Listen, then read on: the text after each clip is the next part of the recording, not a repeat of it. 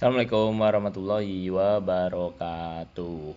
Ini cerita masih tentang orang lain, tapi cerita yang cukup baik menurut saya untuk disampaikan. Jadi terkait dengan UI UX. Ada kisah seseorang yang dia berpikir bahwa ngapain sih hidupnya, kenapa seperti ini. Orang juga berpikir kamu nggak akan berhasil, sehingga dia keluar dari pekerjaannya. Kisah mulai dari 2014, ketika dia mulai ya sekolah lah, ngelihat ngotak-ngatik kerjaannya, kayak anak sekolah biasa. Kemudian dia bingung mau ngapain dalam hidupnya, sehingga dia memutuskan untuk tidak melanjutkan kuliahnya. Dia sebetulnya juga mulai melanjutkan kuliah tapi tidak betul-betul selesai, terus jadi macam-macam, nyobanya macam-macam pekerjaan. Ada yang jadi call center, ada yang jadi sales manager, ada yang jual properti, kira-kira gitulah. Walaupun sebetulnya pekerjaannya ini menghasilkan uang yang cukup, tapi dia merasa bahwa dia bosan sekali dengan apa yang dia lakukan, sehingga dia mulai berpikir dan mencari tahu apa yang kira-kira hal yang dia akan semangat gitu ngerjainnya. Dia bisa ngerjain itu dengan semangat, sehingga itulah yang dia lakukan.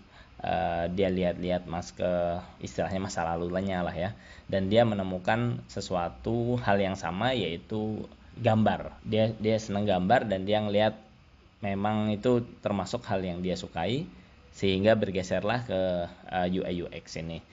Apa yang dia lakukan ya, dia belajar sebetulnya tentang bagaimana UI UX yang baik. Kemudian juga dia mulai belajar tentang coding, karena coding itu tentu akan membantu bagaimana dia bisa membuat UI UX yang sesuai dan mudah juga untuk dibuat secara real gitu ya.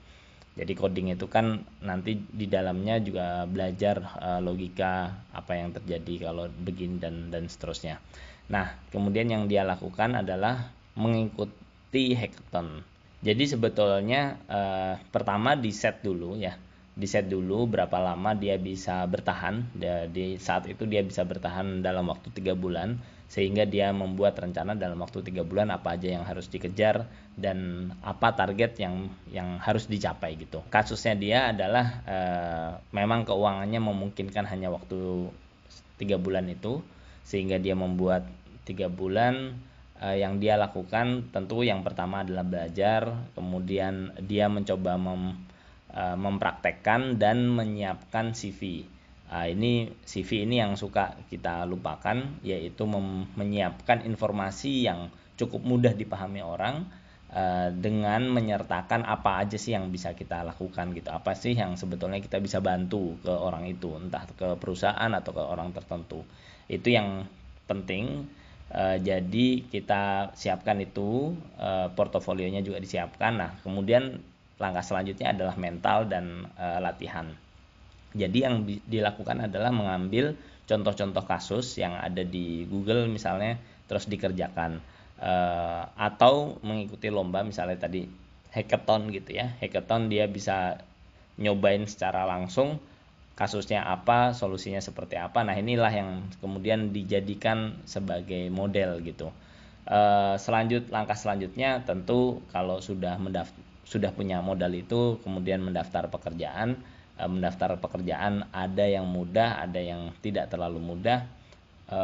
Kadang memang kita belum menemukan sesuatu yang perusahaan yang cocok dengan kita. Kadang kita terlalu ambisius misalnya ya, atau skillnya terlalu tinggi atau apapun gitu. Tapi pada dasarnya bukan terlalu tinggi atau bagaimana. Kalau misalnya memang kita sangat nyaman dengan pola itu dan pola itu bisa diterima oleh orang lain, that's fine sebetulnya. Di sisi lain kadang memang gini, kadang itu kita punya kebiasaan gitu ya, punya kebiasaan. Nah, kebiasaan kita ini memang tidak cocok untuk diterapkan di sebagian besar perusahaan. Pilihannya apakah kita mencari yang sedikit yang sesuai dengan kita, atau kita yang coba menyesuaikan juga gitu dengan kebanyakan perusahaan. atau kita bikin perusahaan sendiri lah pada dasarnya. Tapi yang perlu diperhatikan adalah bahwa ketika kita mau bekerja, kita tidak hanya ingin cari uangnya saja, tapi kita juga sebetulnya kita ingin membantu mereka, kita juga ingin bekerja kan, kita bekerja melakukan kegiatan yang bermanfaat bagi mereka juga.